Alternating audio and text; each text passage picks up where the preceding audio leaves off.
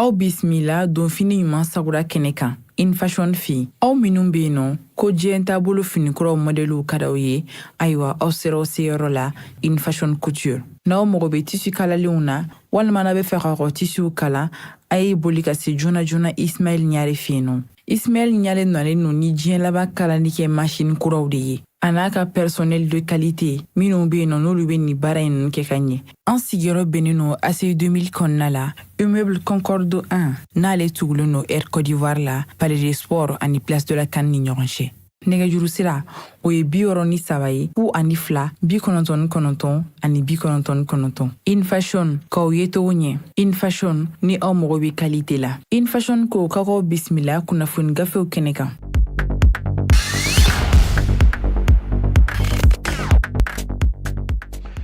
Biye araba ye min ye marsikalo ale tile 13 sɔrɔ an balima joliba jabarani filɛbaw an ka foli ani tanuni an b'o taga di aw ma sanga ni waati bɛɛ lajɛlen aw minnu b'aw sigi ka min ye kunnafoni di sɛbɛnw lakale waati kɔnɔ awa an b'aw fo dante foli min na aw minnu fana bɛ kan an lamɛn radio joliba sanfɛ min ye Bamako yan Segu Sikaso min bɛ an ka bɔlɔlɔw kana fana ko fɔ Joliba TV News ani Joliba FM o page Facebook kan min ye YouTube fana kan an bɛ lajɛ yen nɔ min bɛ radio Joliba lamɛnnen bɛ Canal Plus fana sanfɛ ni waati na i mana kɛ diɲɛ fan o fan numéro 589 n'i y'o kɔri i bɛ se k'an lamɛn kunnafoniw i tɛna fɔ i jigi kɔ limanaw bi gafew bɔra gafe damadɔ bi yan min bɛ tali kɛ l'indépendant b'o la min bɛ n k'a fɔ info matin ale fana bi yan les échos welewele ale bi yan le soir de Bamako ale fana bi yan Nouvelle Horizon fana bi yan limanaw ni fasiri de sɛbɛn damadɔ an bɛna ninnu lakale aw ye o kumana an tɛ nin ko in bila dagirinda la an b'a daminɛ ni min ye o ye l'indépendant ye fasiri de sɛbɛn in a ka kuma fɔlɔ la a ko min ye yɛlɛmani dɔ bɛ fɛ ka don min ye awa jɛrɛjɛkulu n'o ye M5 RFP a comité stratégique kɔnɔna la yɔrɔ ni comité stratégique in lajɛ awa maa kura o bilala a ɲɛmaya la min bɛ premier ministre kɔfɛ ale de tun bɛ yen nka awa jarala k'a fɔ premier ministre jɛn kɛra ale kɔ k'ale bɔ ɲɛmaya in na min bɛ maa min bɛ waati latɛmɛ na sisan o ye Imam Umaru Jara ye ko Imam Umaru Jara a bɛ n'a fɔ ka Choguel Kokala Mayiga premier ministre k'ale yɛrɛ bɔ awa M5 ɲɛmɔgɔya in na sɛbɛn kɛra awa walasa ka se ka ko don ba la sɛbɛn kɛra k'o ci awa ministre ma min bɛ mara cɛmabɔli kunna colonel Abdoulaye Mayiga k'a fɔ ko comité stratégique du mouvement du 5 juin rassemblement des forces patriotiques M5 RFP awa ko laseli min kɛra n'o ye déclaration ye min n'o ye numéro 04 2024 CC M5 RFP marsikalo tile 5 san 2024 ko k'a yira ayiwa ka ministre ladɔnniya k'a fɔ awa min ye Choguel Kokala Mayiga ye mandat min kun kalifalen b'a la M5 ɲɛmɔgɔya la ko mandat in minɛn'a la i n'a fɔ Imam Umaru Jara awa ale de bilala Choguel nɔ na fɔlɔ yanni ɲɛma kuraw ka sugandi i n'a fɔ lettre min cira ale b'a kɔnɔkuma b'a lase cogo min na ko nka Choguel limanaw M5 kɔni a bɛ to a tɔndenya la a tɛna fɔ k'a bɔra M5 la nka a bɛ to a tɔndenya la maa minnu kɔni bɛ yen n'olu bɛ Choguel nɔfɛ n'olu ni Choguel ka hakilila ye kelen ye awa i n'a fɔ Abdelkader Mayiga n'a ɲɔgɔnnaw yɔrɔ olu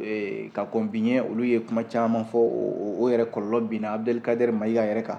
yɔrɔ kɔsa in na ale ka patron n'o ye Choguel ye a ye kuma caman fɔ maa wɛrɛw ma awa ka Choguel lafasa n'o ye Mundagatal ni Imam Umaru Jara ye Umaru Jara kelen awa ale de fana ye plainte kɛ min ye awa Abdelkader Mayiga kan n'o kɛn bɛ sababu ye bi ko o bila sariya ka bolo kan a bɛ kaso la nin waati in na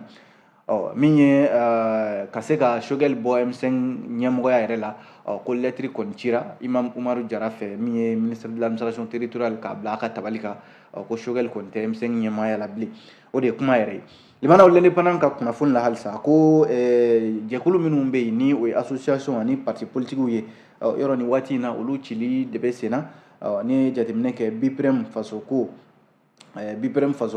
ale y'a jira k'a fɔ ko nin ko in kɔni ma bɛn ale ma ka parti politiques ci walima ka association ci jamana ɲɛmɔgɔw b'o baara min na nin ye ko a ma bɛn olu ma u ye laseli dɔ kɛ marsikalo tile 11 awa bloc d'intervention populaire et patriotique pour la réunification entière du Mali bakurunba la u k'a ma ko BPREM awa BPREM ko n'i y'a lajɛ Mali kɔnɔ yan sariyaw de bɛ sen na n'i y'a lajɛ ka fara ɲɔgɔn kan ka se ka jɛkulu sigi ka kanabila kɛ n'o liberté d'association et d'expression ye k'o de ye awa sariya ye Mali kɔnɔ min lafasalen bɛ wa sariya bɛ a labato jamanadenw kan ka ayiwa sariya min fana labato Mali sariya sunba de bɛ nin fɔ ko olu yɛrɛ dɔrɔn ma nin kuma fɔ ko hali jɛkulu dɔ bɛ yan min bɛ buna hadamadenw ka jo sariya lafasa n'o ye commission nationale des droits de l'homme ye CNDH ale fana ka communiqué dɔ la ale ko ka dabali bannen bɛ a jɔrɔlen bɛ furancɛla fanga ɲɛmɔgɔw bɛ nin baara min na nin ye n'o de ye ka association n'o ye jɛkulu fara ɲɔgɔn kan jɛkulu ani politiki tɔnw ka u ci BPREM fasoko kɔni ko ale bɛ se ka min fɔ ale bɛ se ka min ɲɛfɔ ale ka fɛla la o ye k'a fɔ dialogue intermalien n'o ye sigikafɔ ye malidenw ni ɲɔgɔn cɛ o baara min bɛ ka labɛn nin waati in na ko o ka kɛ bɛn ni kelenya ye jamana ɲɛmɔgɔw bɛ taama min kɔnɔna sen na n'o ye ka politiki tɔnw ni association ci ko o tɛ fara ɲɔgɔn kan ye ko o kɔni ye farafarali de ye olu kɔni bɛ min ɲini jamana mɔgɔ bɛ ɲɛtaa badabada min na a tɛ se ka sɔrɔ o kɔnɔna la ko u bɛ min fɔ jamana ɲɛmɔgɔw ye u k'a lajɛ min ye parti politique minnu cira ani association minnu cira u k'a lajɛ u ka segin joona kɔfɛ walasa association ninnu ka segin u ka baaraw ma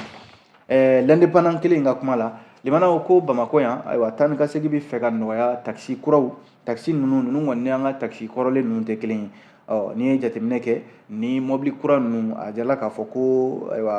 kuran dɔrɔn de bɛ kɛ ka ninnu lataama yɔrɔ ni mobili tɔw la i b'a sɔrɔ taji de bɛ k'o la nka ni mobili kura ninnu limanaw a jarala k'a fɔ ko ninnu kɔni ye kuran de ye taji tɛ k'a la i tɛna taji san ka k'a la nka taxi kuraw de don minnu bɛ yen ni a bilala sen ka sɔrɔ bosoba dɔ fɛ an ka jamana kɔnɔ yan Ibrahima Jawara a ka cakɛda n'o ye IBI groupe ye ale de nana nin ye k'a bila cakɛda dɔ fana de bɛ a bɛ o ka bolo kan n'u kama ko société Angata o société Angata o ni IBI Motors olu fana de IBI Motors in fana ka baara bɛnnen bɛ ka se ka bolimafɛn minnu bɛ yen ni kuran dɔrɔn de bɛ kɛ k'a lataama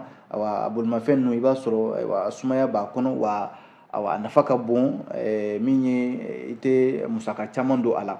a jarala k'a fɔ ko société min filɛ n'o ye société Angata ye ale de nin baara in daminɛ Mali kɔnɔ yan o jabala k'o bɛ ACI 2000 la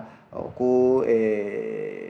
mobili minnu bɛ yen ni kuran de bɛ kɛ k'a lataama k'a mobili kelen-kelenna bɛɛ lajɛlen n'a fara kuran na dɛbɛdɛbɛ i b'a sɔrɔ kilomètre 300 a b'o de boli ko mobili ninnu olu de bɛna bila Bamakɔ dugu kɔnɔna la yan ka se ka maaw ka taa ni ka segin nɔgɔya taxiya yɛrɛ baara la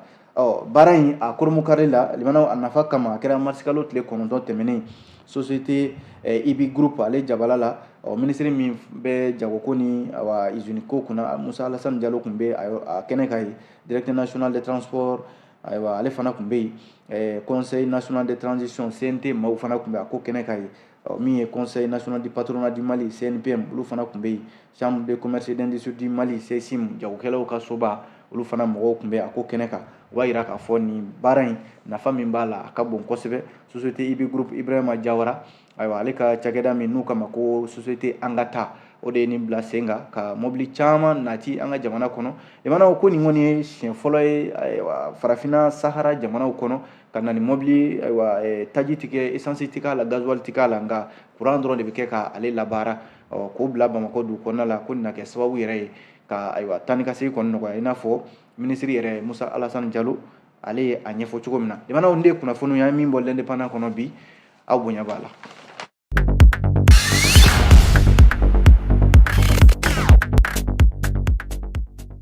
Limanaw fasiridi sɛbɛn bɛ yen n'an k'a ma ko info matin kumana a y'a jira k'a fɔ ko nin waati in na min ye bankiw ani assurancew olu bɛ ɲɔgɔn sɔrɔ jɛkulu min kɔnɔ lafasalikulu don syndicat national des banques établissement financier et commerce du Mali SINABEF bakurunba la ale ɲɛmɔgɔba Amadu Ba ntɛnɛn marsikalo tile 11 tɛmɛnen ko a ye kunnafonidilaw wele ka fɛla dɔ f'u ɲɛna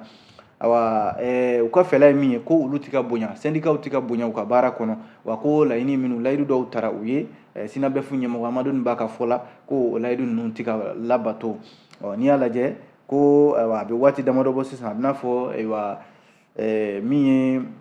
bɛnbaliya o bɛ SINABEF ale ni minisiri min bɛ ayiwa sɔrɔ ko kunna n'o ye Alifuseni Sanu ye Alifuseni Sanu k'a bɛna fɔ syndicat min n'o ye SINABEF maaw ye ko ayiwa a tɛ fɛ ka olu yɛrɛ de ye u ɲɛ na i n'a fɔ Amadu Ba bɛ k'a lakali cogo min na a ye jira k'a fɔ ko a ma da o ma ko cakɛda damadɔ bɛ yen i n'a fɔ BDMSA Bereben ani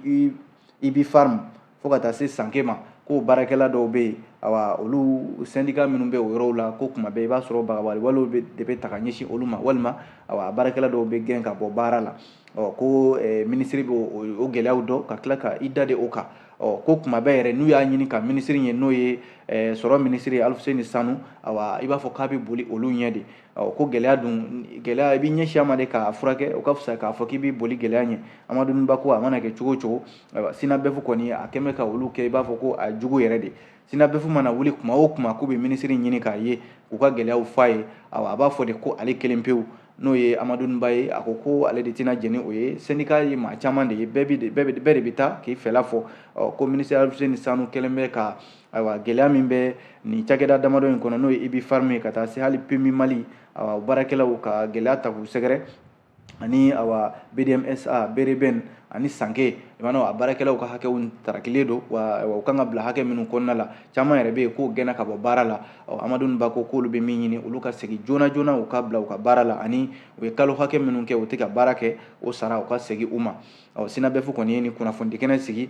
ko ni nin laɲini ninnu ma sabati an filɛ kalo min na nin ye sɛbɛn b'u bolo sɛbɛn in yangalen bɛ n'u ma sɔn fiyewu sɛbɛn n'o ye baarabila sɛbɛn ye lasɔmini sɛbɛn dɔ u bɛ taa bila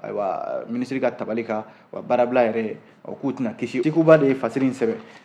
cakɛda dɔ b'an ka jamana kɔnɔ yan ale de jantolen bɛ kunnafoni ko la n'o ye Haute Autorité de la Communication ye ko